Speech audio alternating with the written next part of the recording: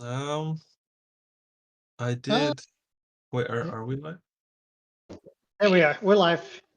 Just Oh, popped okay. up. Oh, I see it too now. Yeah. So I guess it's a bit different now that we're doing it Saturday. I did lose points, but I'm gonna assume that I'm still in the top 50. I guess we'll find out tomorrow. I think I should be in the top 50 though, maybe in the 30s or 40s. It's tough to predict. It was an interesting week.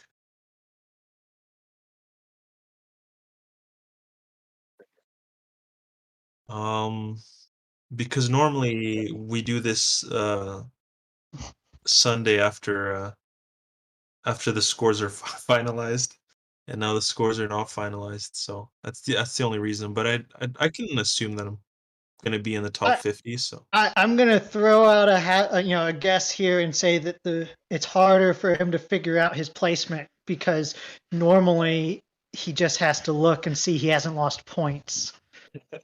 yeah.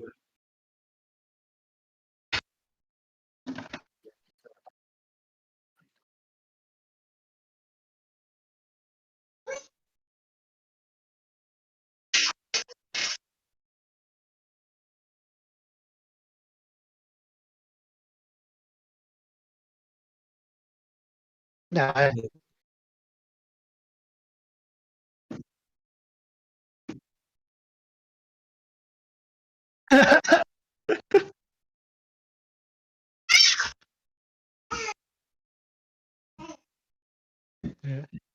Well, no, but we have a server. You gotta pop in the server sometimes.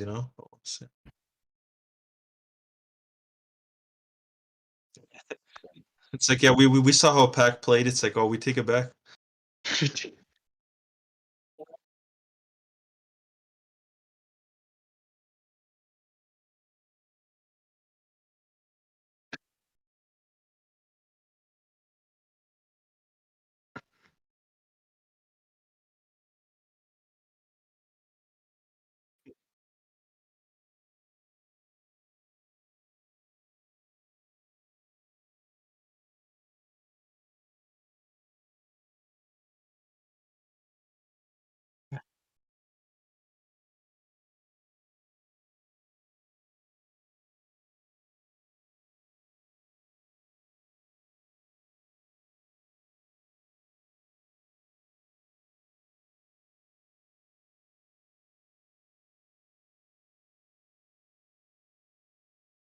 Yeah, yeah, another good.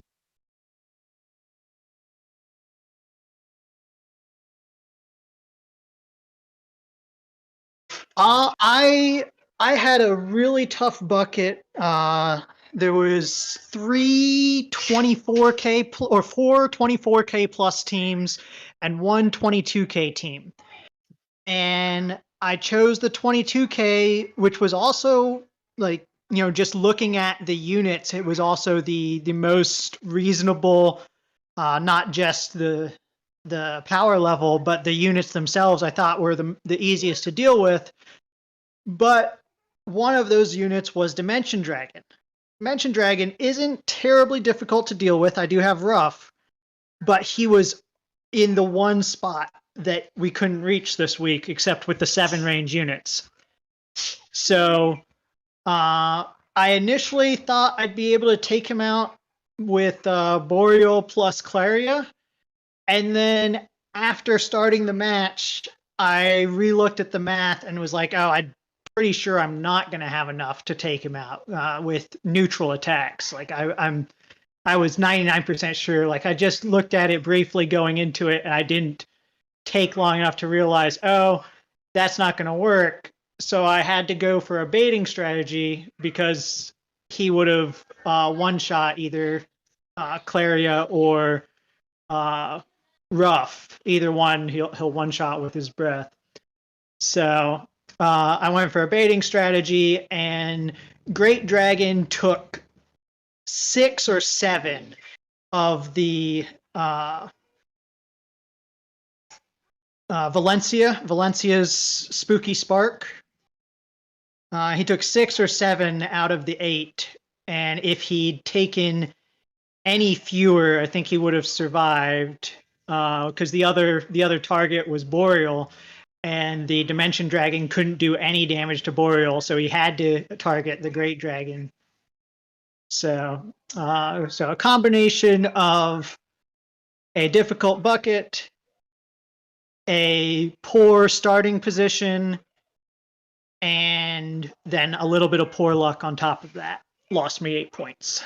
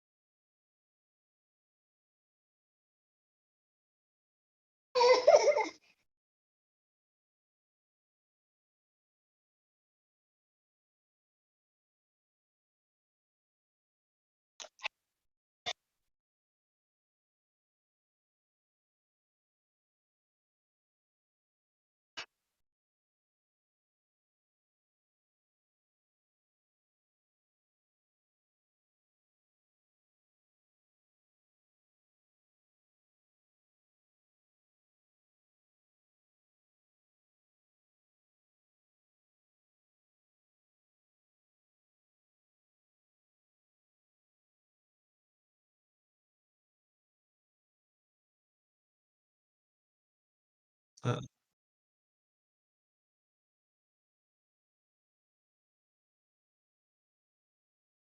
uh, I was gonna say, like, for me, I wanted to go down, I guess, mine for the stream as well, 'cause it depends. It's 2 different things. Because I lost 16 points this week, so the first 8 pointer, I gotta be fully honest, it wasn't a bad bucket, but I just maybe had more Halo on the mind, whatever. I miscalculated let a Dragon Lord live because, like, in my head, like, really quick math, I didn't take that much time. I just wanted to rush through my matches to play more Halo. I was like, okay, so there's a Dragon Lord on this side.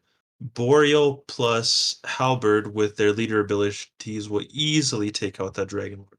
But as I was turning other stuff around, I realized after the match that the Great Dragon leadership didn't reach them when it easily could have. So the Dragon Lord survived with a sliver of health. Uh, with his 2 buffed up attack from the bloom, he easily made easy work of my metal dragon. And then I'm like, oh, shit. And then the second 8 point loss came today. Similar thing to Celery. I I think it was a super tough bucket, and the easiest was like a 22K team, and the team wasn't even that bad, but I just needed one specific thing to not happen because I don't risk a lot of crits. Like, I don't even think I risked pretty much any today, but I had to risk one for the last day. I'm like, oh, as long as this Gigantes doesn't specifically crit, uh, whatever Boreal Serpent, because he's the only one that couldn't survive a Gigantes crit. I'm like, I should be fine. That guy's slow. He's probably gonna miss. He does his attack, crits the Boreal Serpent. I'm like, okay, I hope I still get top 50. So it hasn't been my luckiest week. I would say that I risked 3 crits all week, and I got crit twice. So definitely, as much as I play around crits, this was a pretty unlucky week. Um, Not that it would have mattered because the time I got killed by Dragon Lord was not a crit. I was just careless. So I this week would have been gone anyways.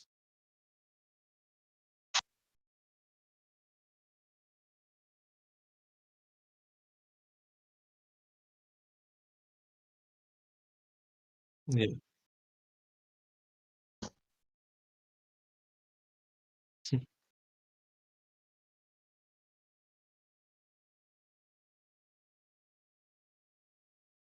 Yeah.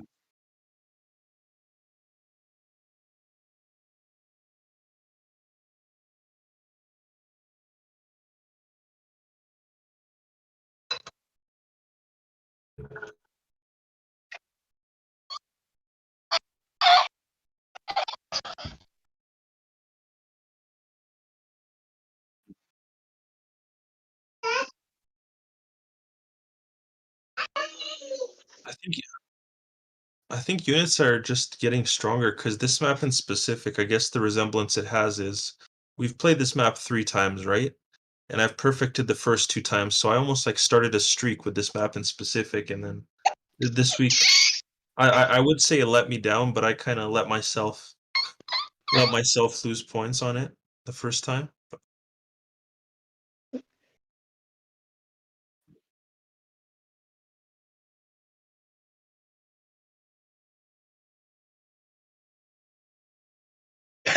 Oh my god. It's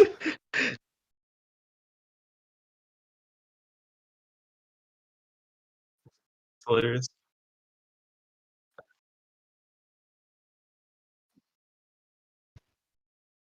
Mhm.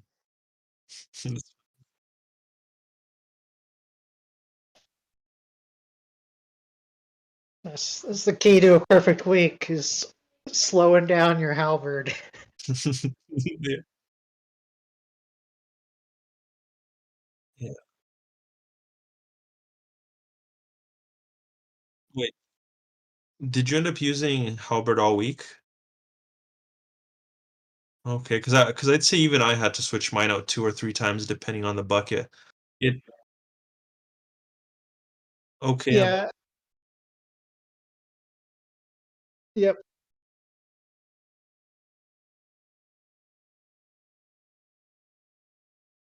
yeah, Yeah. The for me, it was I okay on swap out average. my halberd, but I almost exclusively swap between dimension and halberd. Mhm, So interesting. uh, they fill very similar roles, and I rarely want to use both of them. I'm usually halberd's like the default, and then dimension is if I'm targeting something bang weak. Uh, so yeah, I'm in the same boat where and then if I'm doing a rough comp where because I swap also between rough and Dragon Lord True Form. So if I'm doing rough, then I usually put the super claws on halberd and make him really fast. And if I'm doing Dragon Lord True Form, a lot of times he'll get the super claws, and Halberd will be slower. Sometimes I'll still put like the Sorrow claws on him if I really want to make sure he goes early. And uh,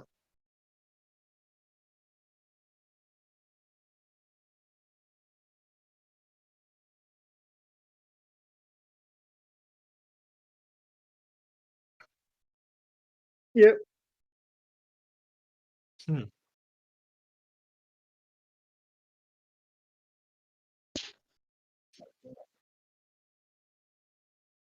yep.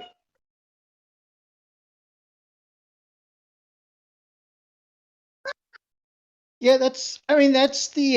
That was my reasoning for why I put the claws on him and why I put the claws on Dragon Lord True Form. Is that especially again, digital communism strat, uh, dealing damage first in the cleave strategy is often more important than dealing more damage later. So, Dragon Lord True Form, 90% of the time, I'm targeting a Metal Dragon or a Sorrow. And Metal Dragon is fast with Bloom. Sorrow has like a 50-50 shot of having claws on.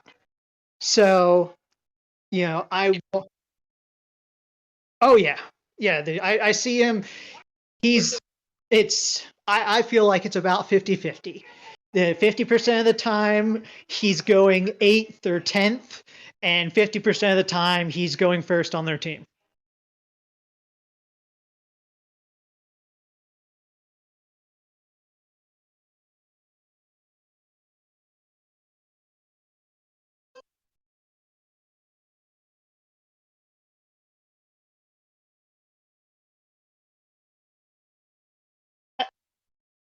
I don't actually check their perks to see if they've rolled agility on their claws. When I say 50-50 have claws, I mean 50-50 have agility. Yeah. Yeah.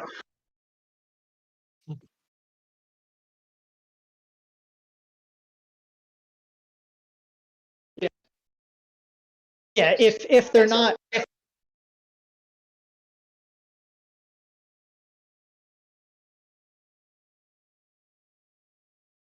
I mean, even then, like for anyone watching, if you're using Sorrow, you're using him for his pull. You want him to outspeed your team so that you can pull a threat and kill the threat before it acts. Like that's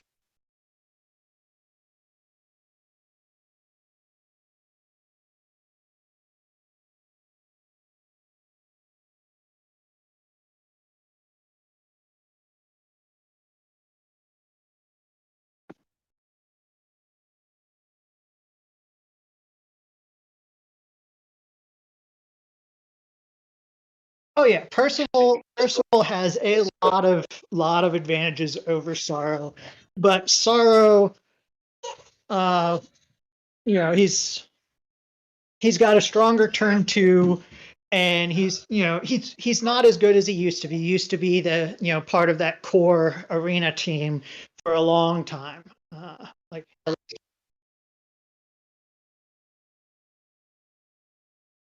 yeah, so and pretty much none of them except Dragon Lord are threats. And the only reason Dragon Lord's a threat is because of his heal, really.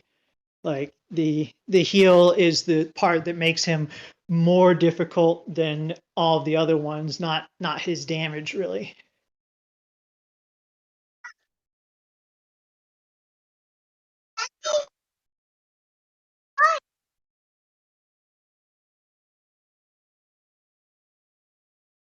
Yep.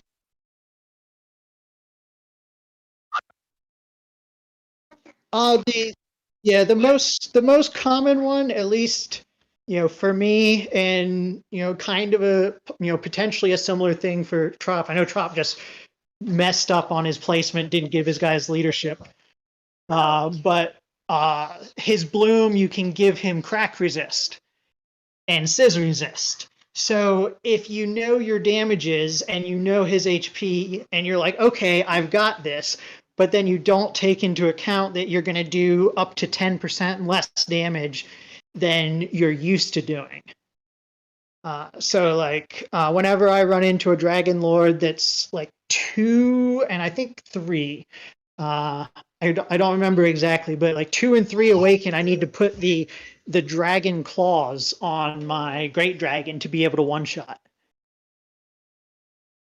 Because the resist is enough that it just barely misses the one shot. And a lot of times I'm not cleaving Dragon Lord if he's out in the corner somewhere. I'm trying to hit the Dragon Lord and one unit to the right of him, and then I cleave all the middle and all that. So a lot of times, if I'm not careful, I could leave him with a sliver of health. He heals, he buffs himself, and then he, one shots Boreal.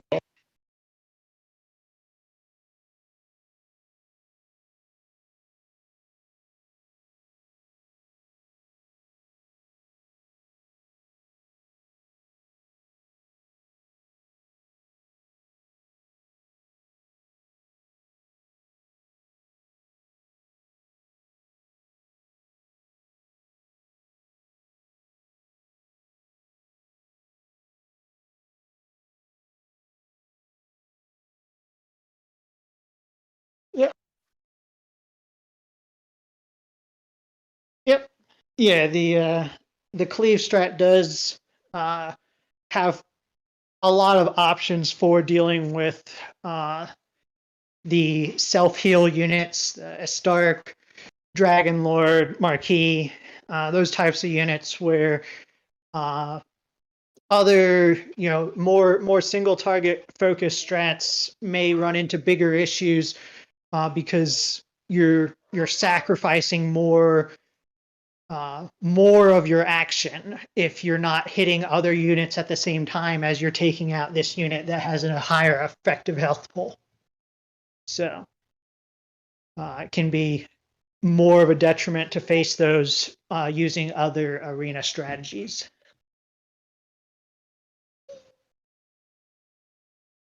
If you're not one shot.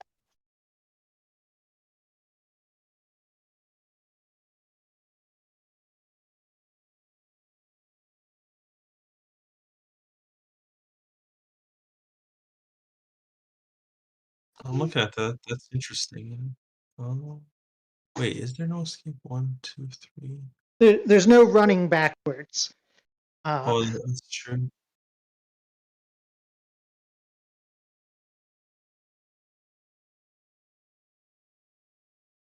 Yeah.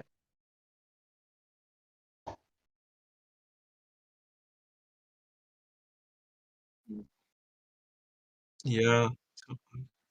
That's what makes Yeah. him really good is his reach. Yeah. I'd Uh, have to get lucky with my metal dragon for someone to be placed in front of someone that's placed back, and then I could get him. Yeah. yeah. Yeah. Otherwise, It's very open again. yeah,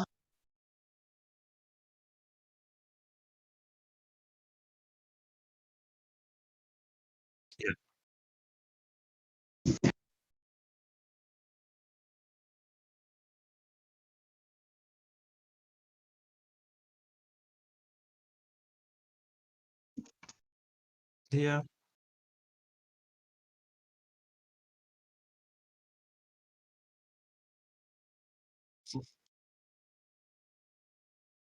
It also depends who's back there. Like if it's a Zoma or something. Yeah. Giulianti loves to move backwards and buff.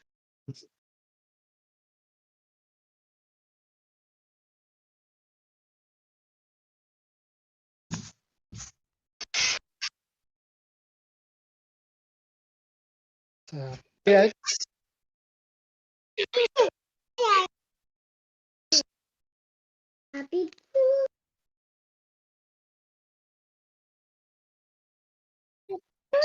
Oh,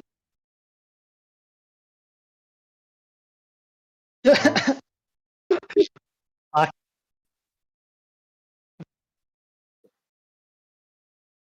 yeah. Yeah. I mean, yeah. I think this will be a relative. Well, it's weightless. So I mean, that's really the big thing about it is, uh, there's no obstacles. So and there's those three black back spots. So you're gonna have to be really careful. Like Trop said, Azoma. You get some of those big threats, Zoma, Dragon Lord. Uh,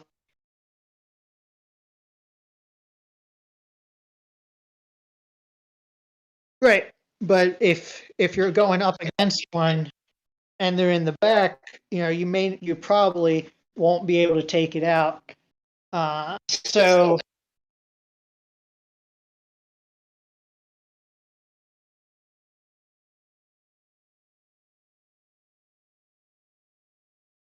yeah.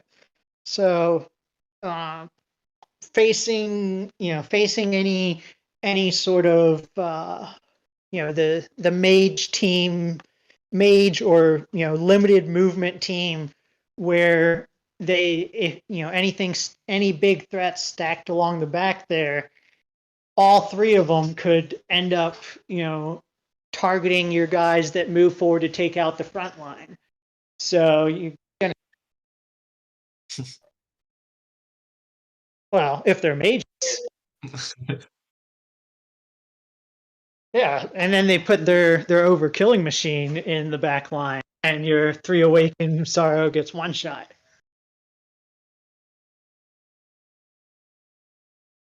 So I'm just saying that's what you're going to have to look out for this week. Is well,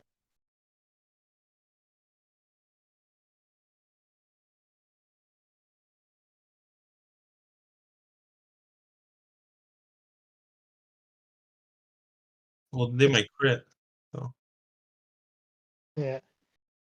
So yeah, it's that's the what you have to look out for. Hopefully, we've noticed a trend of the auto placement blocks being in more aggressive spots. So hopefully that continues where people who just auto their arenas to get their dailies and tokens and be done with it.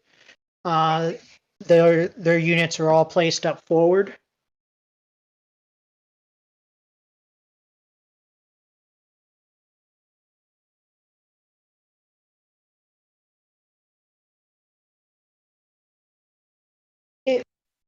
it seems to be a trend. Like we definitely noticed.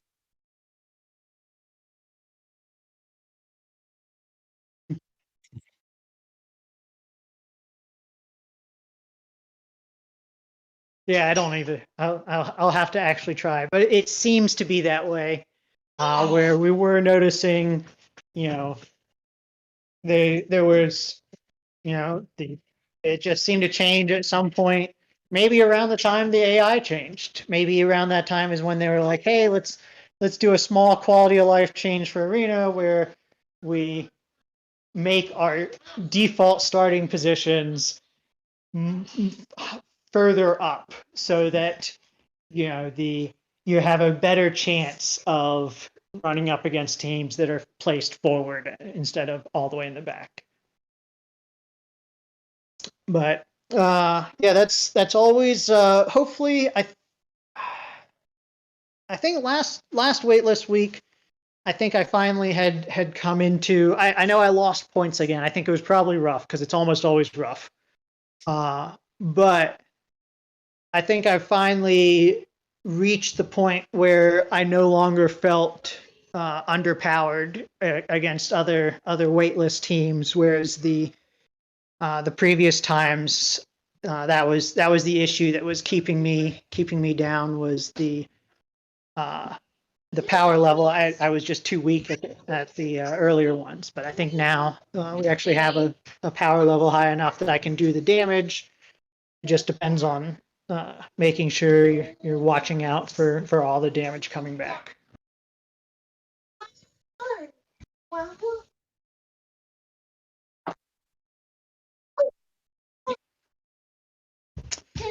Boy, it's I mean, it's weightless.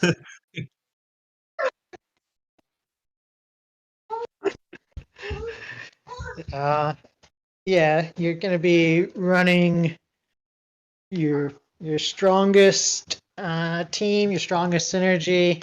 So things that you really just the main thing you have to watch out for is usually you're seeing one or two A ranks that fill in the gaps of the weight, and this week those will usually be replaced with S ranks that do similar jobs but are more powerful. So the for like if you run into someone like Trop, you're going to see a full bloom team. If you run into someone like Shark Eye, you're going to see full heroes, all 5 units being high awakened heroes. If you run into someone like Kage, you're going to see a bunch of Dark Lords. So that's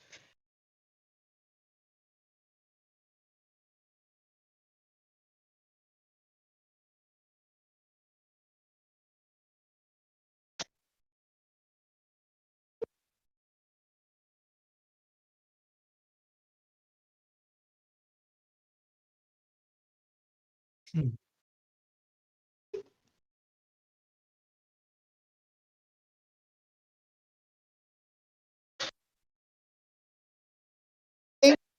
I think Zoma gets a decent boost.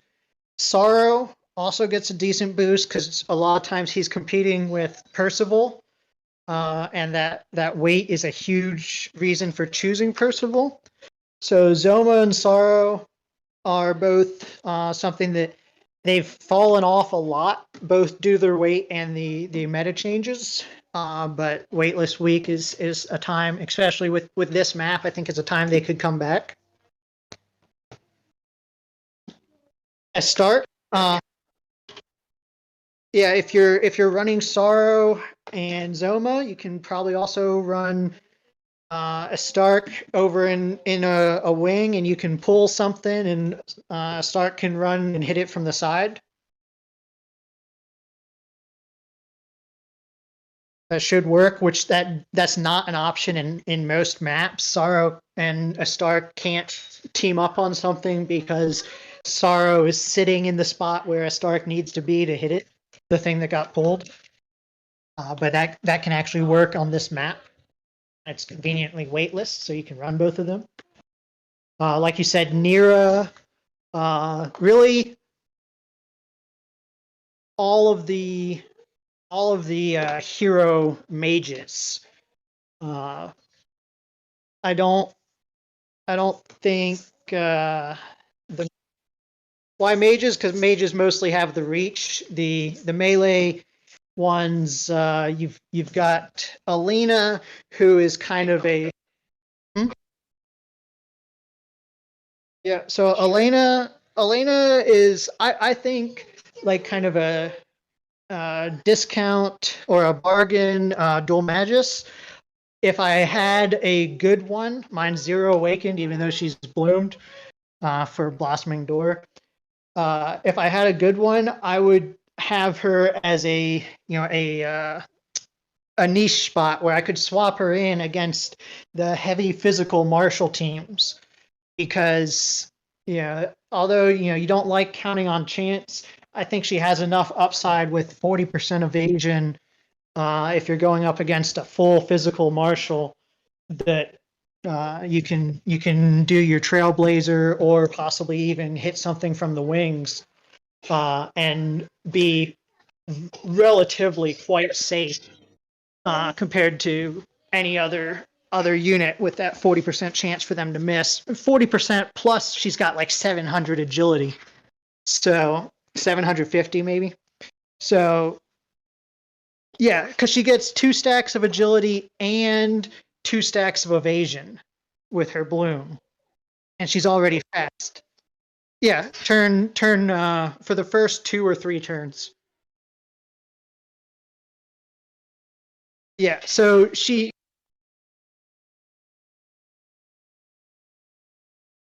yeah, yeah, she's going to be very difficult to hit for physical martial. So that's a good a good point for people looking at their opponents' teams. Like if they've got an Elena, she's not hard to bait because she only has that 6 linear range. She doesn't have any reach to the sides. So as long as you leave the 6 range straight in front of her empty, she just runs forward 3 spaces. But she will go first, both turn 1 and turn 2. So you need to kill her before she acts turn 2, or else she's going to hit something with her. Like I went up against a 4 awakened one this week, and it was like 676 attack. Yeah, it was obscene.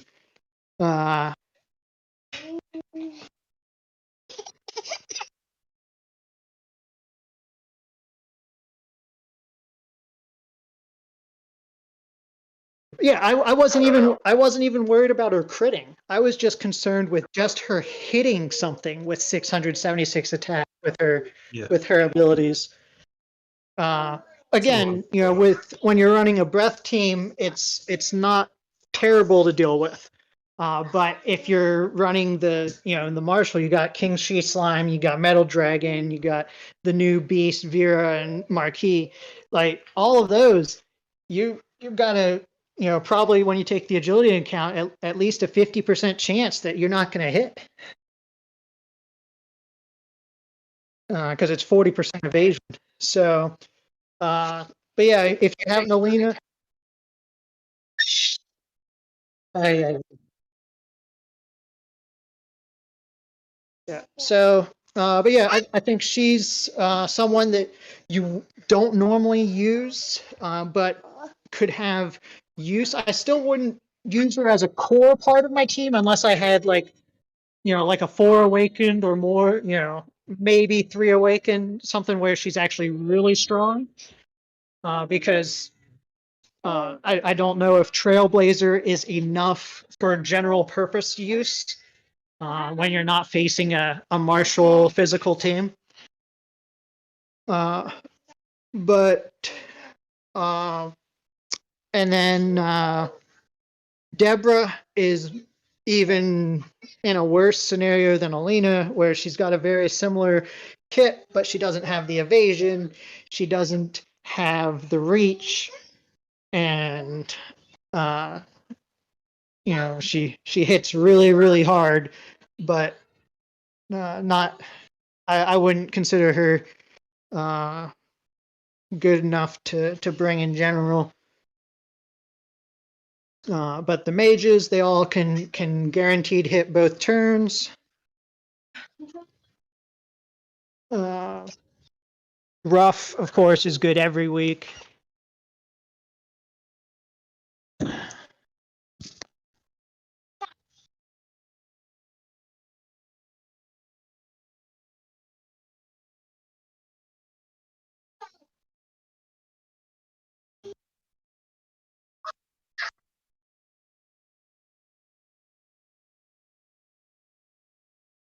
Yeah.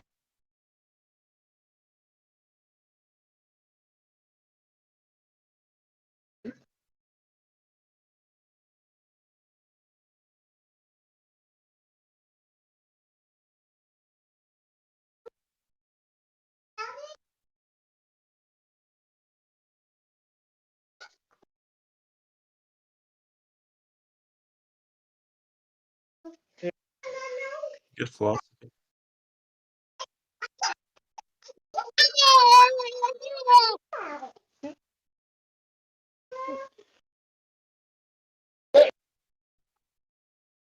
You could see more Malroth this week.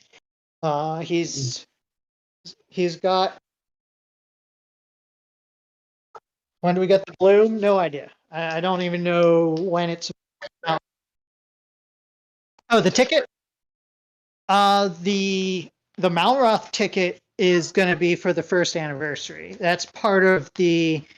It's a change to if you remember, we got a guaranteed S rank in the general, like the basic scout pool. We got a guaranteed S ticket back, like for completing the Magellan Battle Road or something like that. They're going to change that guaranteed general pool ticket into a guaranteed pick a boss/hero unit ticket that and then they're going to give it to everyone who's already beaten it.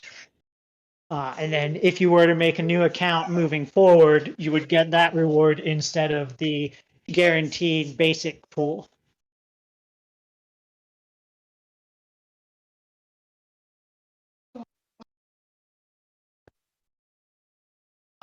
Dragon Lord, yeah, Dragon Lord is so like if you don't have any units, Malroth is number 1, then Dragon Lord is number 2, and then Dragon Lord is used in so many Blossoming Door levels. Incredibly flexible. Base,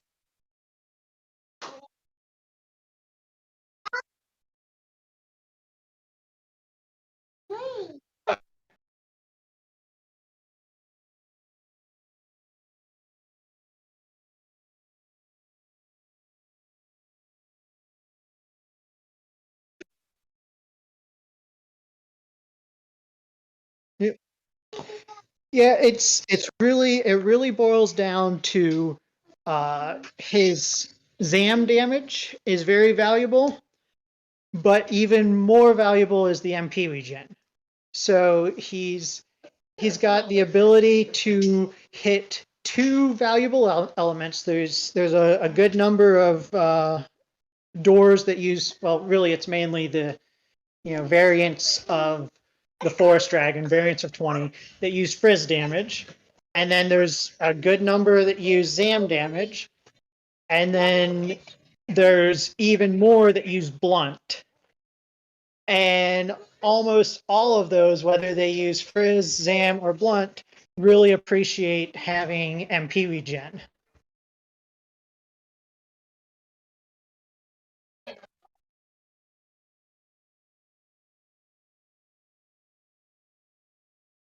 Yeah, so did I. I mean, I'm up to 33 without Dragon Lord, but he's usable on most doors. So he's a great investment to where you can invest in him. And then once you have Dragon Lord, you no longer need White King like at all.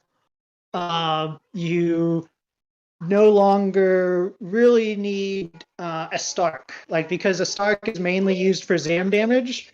So almost any level where you use a Stark, you can substitute Dragon Lord, and you have a Stark with infinite MP, who also blunts and range. Like so, there's benefits there.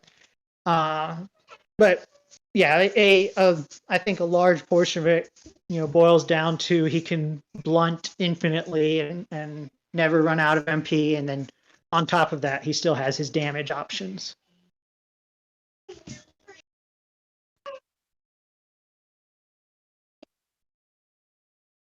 Change your pants?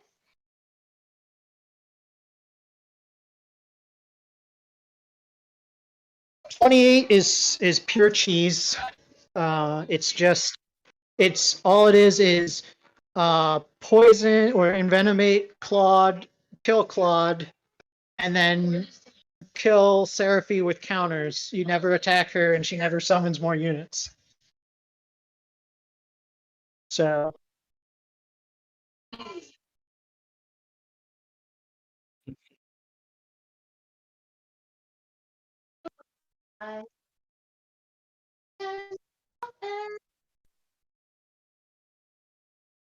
Nonsense. Arena 100%. yeah, you can always. Yeah. Oh, Mary. Yeah, there's. Yeah.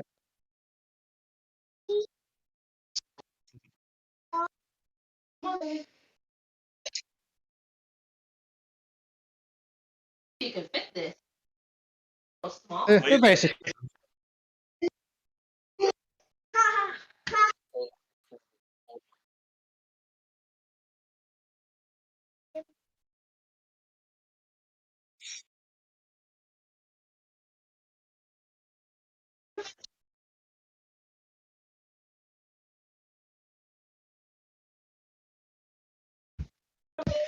So, yeah, the as far as balancing your box goes, it does bring up something that there are units that are really powerful in both arena and PvE content, and two of the best are Great Dragon and Metal Dragon, both in the general pool.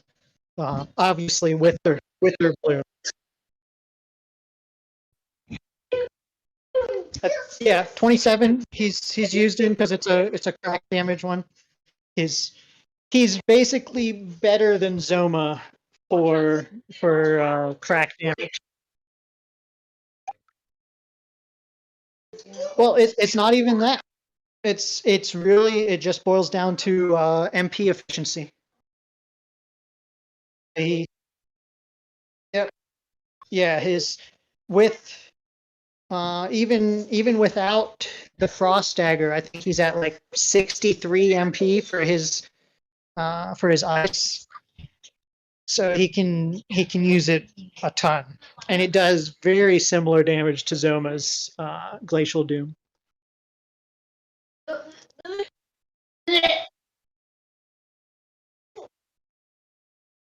Yeah, depending on awakenings. But yeah, yeah.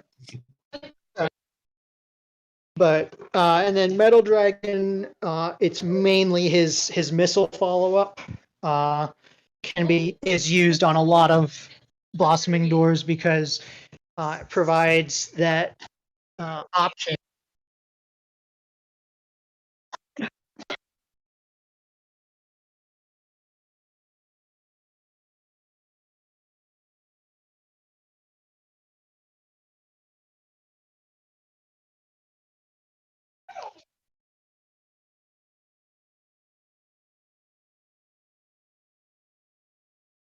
For PvE, the last thing to rank up is move. So if you're because that's what I've done. I have a metal dragon, and his only the last node I have left is move, because agility he needs to be able to hit those follow-up missiles. You have a lot higher miss chance when you've got 80 less agility, and then the next, or the most important one is the follow-up missiles. The next most important is the probably the agility, but the agility and the actual missile attack are very close for PvE, because there's certain like for Blossoming Door 30, I only use blunt. I used blunt until he ran out of MP. So missile isn't used there at all. But for 32, you do use missile. So it does come into play. Just depends on the stage. But for arena, it's really completely the opposite. You want missile, you want move, and then you want agility, and you want follow-up missile last, because you're not trying to depend on chance to get your victories. No, no, no. Yeah, that is a very No, no, no, no. yeah. I definitely had that happen on an exhibition match where I was just messing around. I let the metal dragon live, and then their ghost just ran up and plink missile. So uh,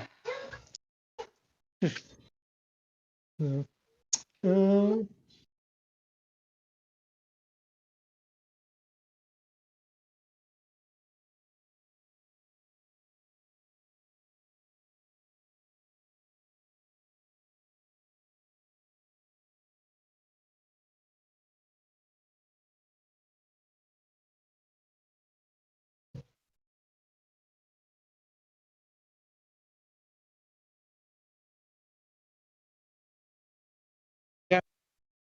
Everyone should have a 4 Awakened Carver. They pretty much should have them 120. So as we generally see with event farmable units, you'll probably see Carver this week. Like, people brought Ragnar, people brought all the event farmable A's. This is an event farmable S. I expect to see Carver.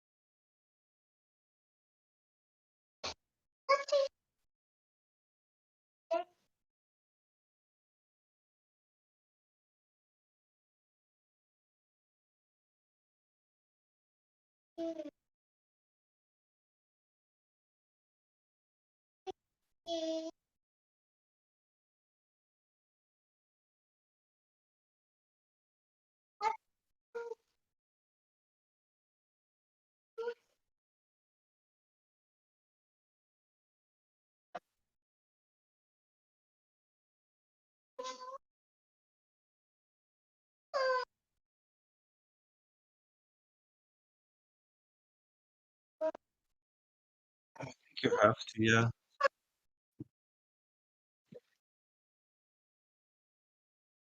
I think you have to, yeah. I think you have to build him like Sorrow. Because he's essentially a tanky unit, but a slow unit with abilities that all can miss, so Yeah, I'd recommend building him fast.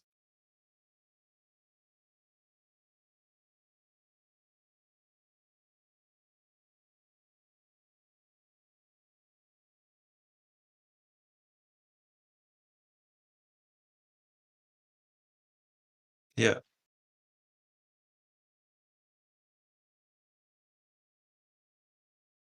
yeah.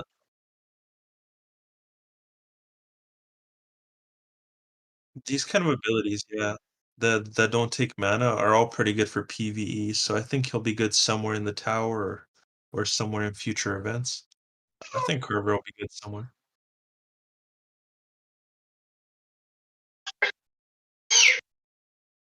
Hmm.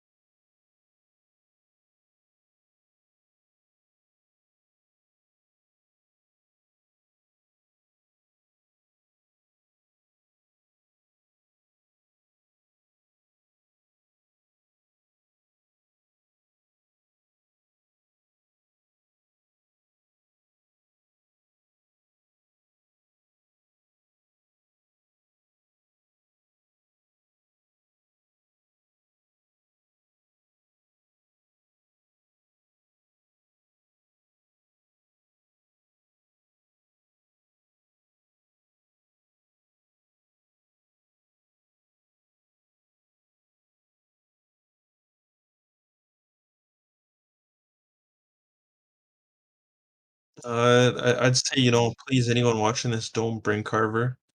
He's not gonna be good on your team. He's not gonna be good to go up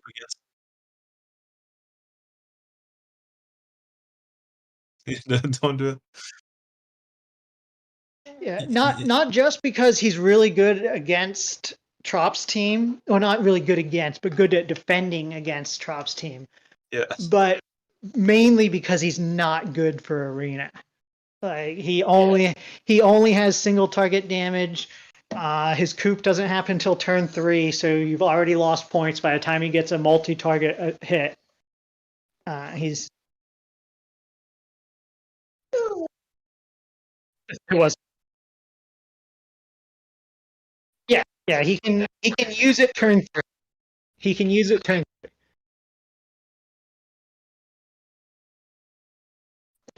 Yeah, so no, he's not good for arena. The only thing he could do was, if you are up against a bang weak enemy, then he can hit them. As long as they're not in those back 3 spots that most units can't hit, he'll be able to hit them turn 1 for a bunch of damage. And that, yeah, that's a possible use if you don't have something that can do that already, like Sara, or not like Sara, like Dimension Dragon is the main one that I use for that purpose. So, he could serve that role, but other than that, if you're not up against a bang weak enemy, just don't bring him at all. Yeah, like, if you wanna make your opponent lose points, just bring him, stack him with HP, put him in the back, put him near, like, a Seraphie or a tank or something, and then your opponent's almost guaranteed. Yeah. Yeah.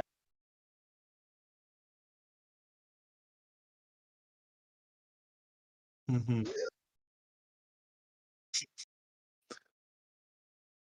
Yeah, like, my current team that I brought this week, I don't even know, it'd probably take all of them just to destroy the a Carver with HP.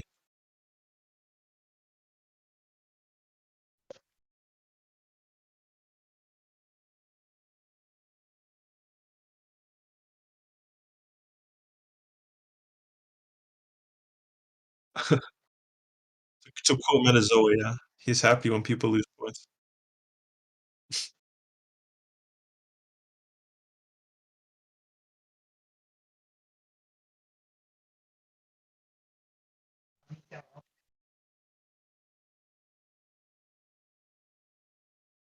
So we got to follow in Metazoa's footsteps.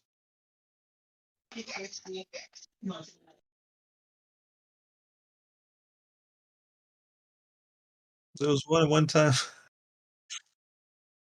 There was one time.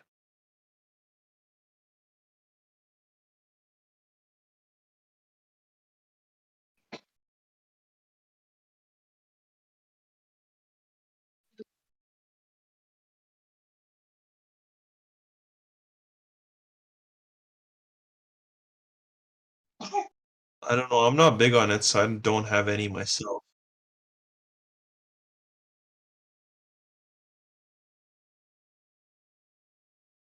It's really good, yeah.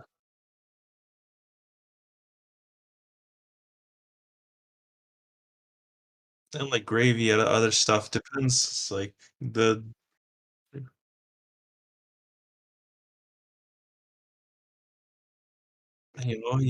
you put that all together. You call it a poutine. It's easier. Intentionally not telling back. I think Start poutine is just easier to say.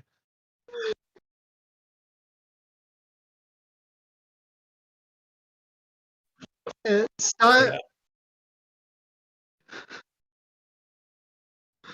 Yeah, I I really hope that's not. I think that's good. Keep it at an hour or under an hour is good. Makes it more watchable. Because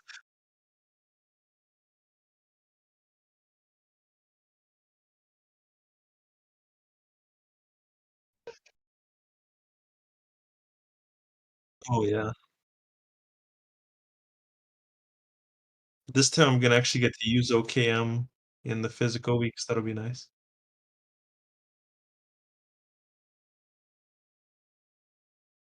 Oh,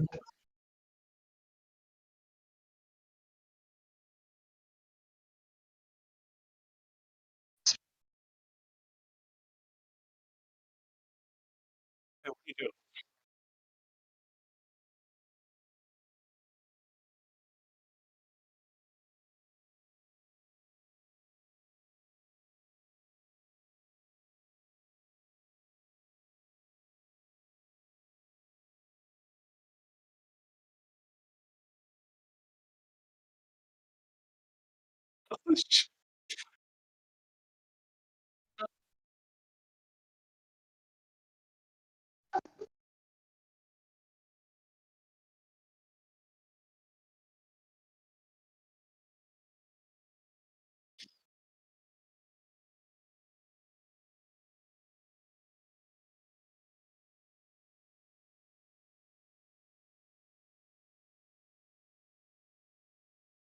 Yeah. All right.